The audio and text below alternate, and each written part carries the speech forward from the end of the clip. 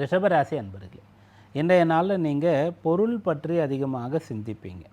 எவ்வளோ சேவிங்ஸ் நம்மக்கிட்ட இருக்குது, இன்னும் நம்ம சம்பாரிச்சா நம்மளால் எவ்வளோ சேர்த்து வைக்க முடியும், எப்படிப்பட்ட சொத்தை நம்ம வாங்க முடியும், பிள்ளைகளுக்கு எப்படிப்பட்ட சொத்துக்களை வாங்கி வச்சுட்டு போக முடியும், அப்படிப்பட்ட பொருள் பற்றிய சிந்தனை உங்களுக்கு அதிகமாக இருக்கும், மிகுந்து இருக்கும்.